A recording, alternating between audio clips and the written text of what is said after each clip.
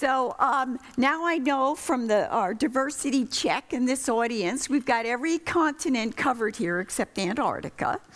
So I know now we're going to have a diversity of questions coming at our panel members from the audience. And there's microphones there for you to use, and I think there's a microphone right there for the audience. So who's got questions? Okay, right there. Diane. I put them in the app and then realized we don't have a connection to the app, so. Oh yeah, that's right. We don't have the app here. You've been very good about it. I hope you won a prize in the main part. You've been good about putting those questions in on the app. So you can find out which sessions I'm interested in, because they're the ones that I ask the questions on. My question is, one of the challenges I think that we face is getting men to appreciate that diversity is not just a female issue. And I wonder whether we should stop talking about the number of women in senior positions and start talking about how we get smart thinking into organisations. Because if you talk about smart thinking in organisations, by definition, people have got to start thinking about diversity. So I'm just interested in the panel's thoughts on that one. Mm-hmm.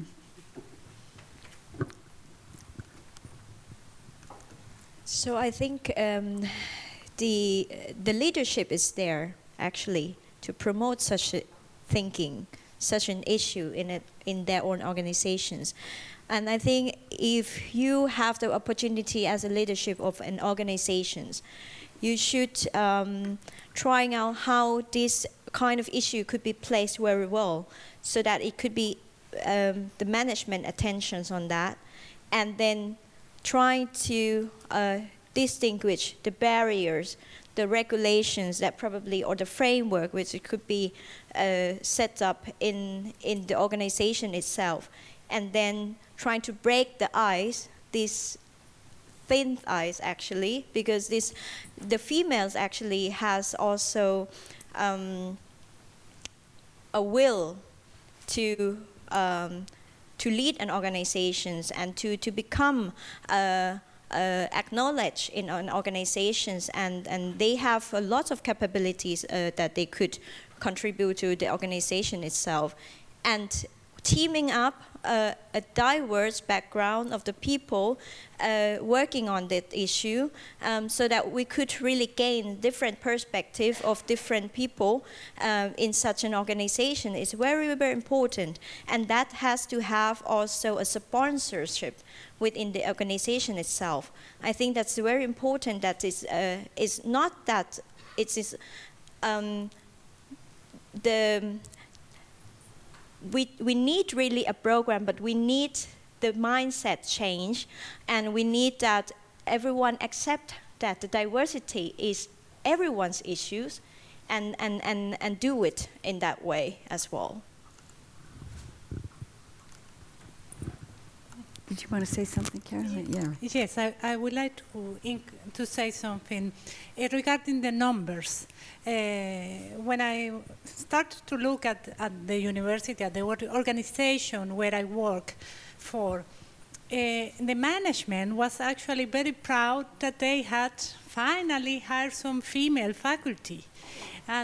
But of course, but when you start to look at other issues within the organization and to do the smart thinking, you realize, yes, there is some new faculty there, but are they really utilizing the resources that they have? Are they really reaping the benefits of having these women there? And that's why I started to look at many data, as many aspects as I could, to see whether they were really utilizing the full potential of these women. Yes, they hire female workers, and this is what you listen in many women's conferences, the importance to hire the females. But what about once you have them there? Are you really utilizing the full potential in the organization or not? And that's why I realized with with the resources that they have in the university, if they really apply smart thinking and combine that the first action that they did by hiring us, that with other measures such as including us in other projects, they will get more benefits. I think that's something to take into consideration. You know, Diane, I also use statistics too in my opening remarks. And, you know, I agree with your point. It's all about the smart thinking and bringing those people in and giving them an opportunity, you know, different people to contribute. But sometimes the statistics can be so impactful because the numbers are so woefully low. It's kind of a shock to people to recognize that. So I think there's a place to actually use numbers to make an impact. But ultimately, you know, as was said, we shouldn't have to have a women's forum. So actually, we're hoping someday there needs to be a men's forum. So. Yeah. Yes. Yeah, David. Sorry if I may say something. In Malaysia, the culture is such that, you know, it's very uncommon to find women wanting to go to work in the port, because the port is considered a, you know, a so-called dirty area of the city, you know, dust and trucks moving in and out. But what happened is, over the last couple of years, Westports,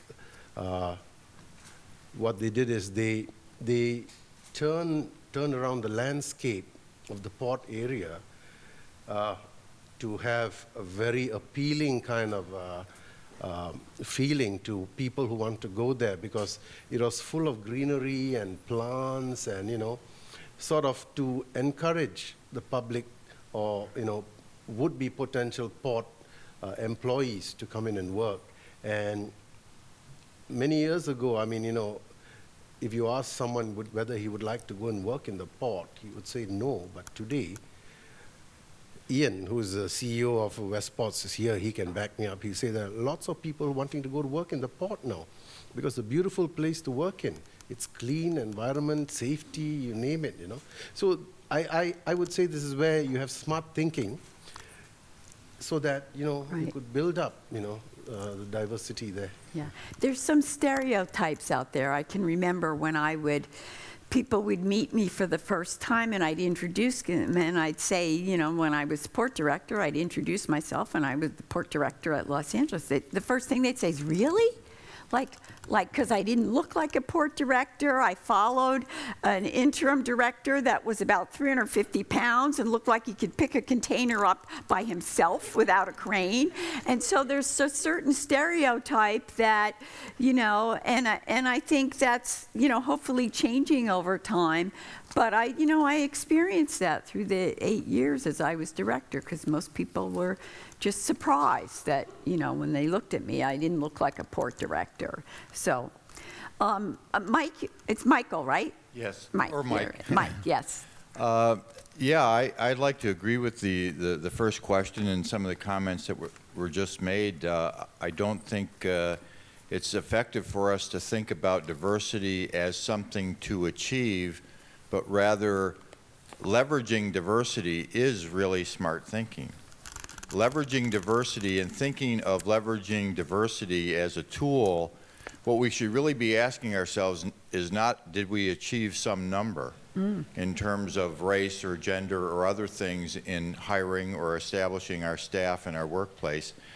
Having worked in a very large corporation in the past in an aerospace industry, where we require smart people, skills, creative capability, innovation. One of the things we focused on the most when we interviewed at universities, when we hire new people, is teamwork. What has this person done as a member of a team? Can they work in teams? Do they like to work in teams? We really focus on teamwork, which is nothing more than leveraging diversity.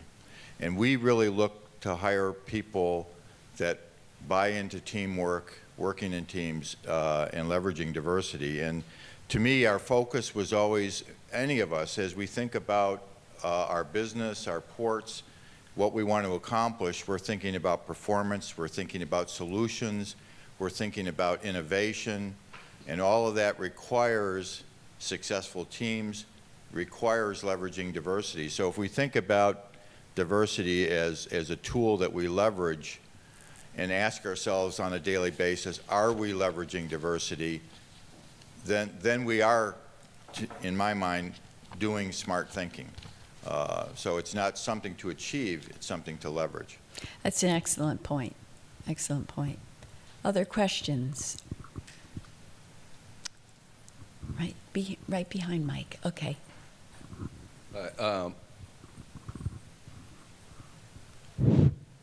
Sorry.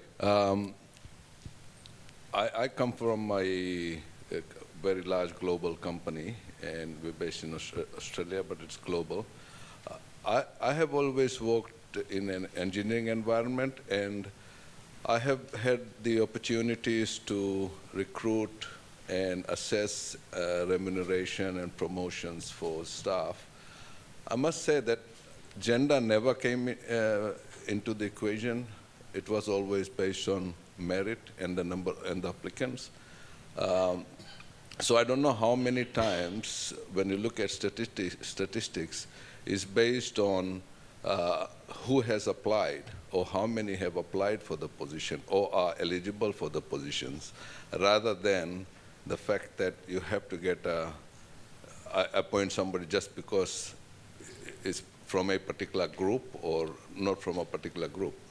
So I know that a lot of my colleagues, they never even think about gender when they actually make appointments or recommend promotions and so on. And we have got a fairly balanced organization. My CEO is a lady.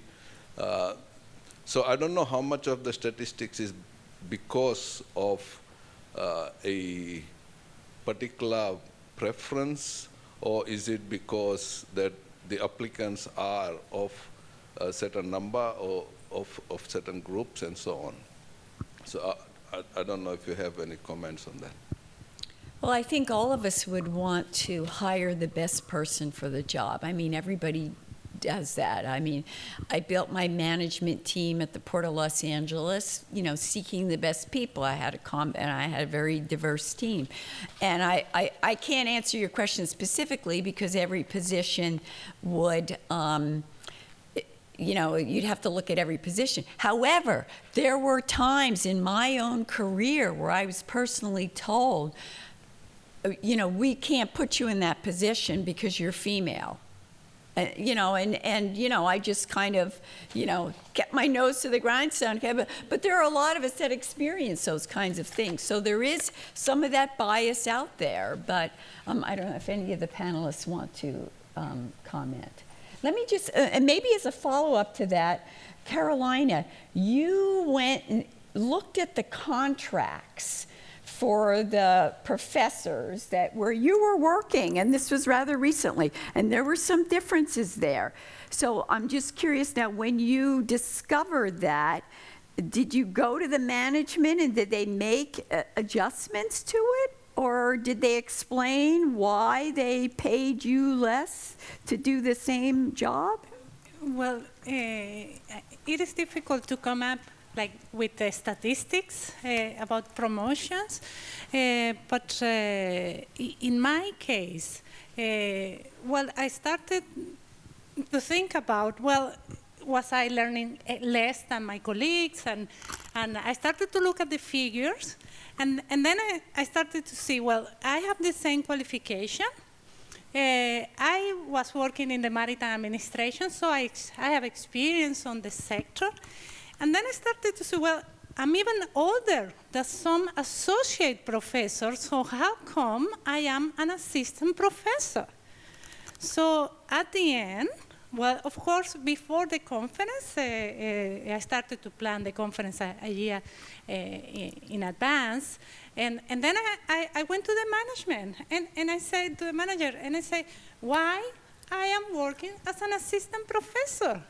And one thing that he says is that you didn't negotiate the contract, which is a very common mistake for many women, that they do not negotiate and ask for more. And the other thing is that I always thought that there should be some rules. If a professor has so many years of experience, he will be appointed either to associate or to assistant professor. So I found out, well, it seems that there are no rules. There are no rules here. And of course, before we had the conference, I already had my promotion. Because it was clear that even by being older than my female, that the male colleagues, it was But not right. You had to look out for yourself. You had to look at the data and find out, oh, there's something wrong here. You assumed that, okay, I'm incoming, everyone's going to kind of get the same thing, but they weren't. And so it's not just a matter of negotiation either, but understanding the system, that there was an opportunity to negotiate and that there were differences, but nobody tells you that. You had to find out that. I was very happy. I said, Yeah, well, right. I'm the first South American here, the first one from a Latin American country, so I was very happy to get the job. But then I realized, so this is something for the women to think about, to ask for more, to negotiate that, but it's also to look at, well, why I'm in this position? Let me look at years of experience. So I have a similar story to relate to that, because when I took the job at the Port of Los Angeles, my expectation was that I would get the same salary as the man who worked before me. And so I started the negotiation process and was offered an amount that was way, way lower than that. And I was shocked. I almost got up and left. And then I, slowly it worked its way up, and it was like taking days. And finally, I accepted the position at a significant less than what my predecessor made, with a promise in 6 months, we'll see how you do, and then we'll adjust it. So, and I did okay. 6 months later, when it came around to adjust it, that was a problem. And I always tell my friends, get it going in, because the promise of down the road is very hard to do. And it actually took like 18 months to do that adjustment. But again, I think that's another thing we learn through experience. And I tell other people, get it going in, because men typically do that, and we're just too nice, I guess, sometimes. Other questions?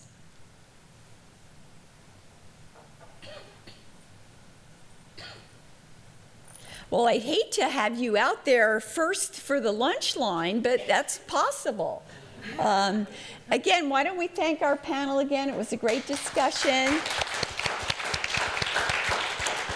Let me just mention one other thing to compliment the IAPH Board of Directors for approving a Women's Forum Scholarship as part of the training program. IAPH has had a training program in place before. It wasn't well subscribed to, but now there is a training program that will actually help get women to these IAPH conferences and help in training. So watch for more information on that if you're port directors. It's open to women that work at ports in any continent. And so please share that with your employees, and it'll be a benefit of membership of IAPH. So this session is adjourned. Thank you.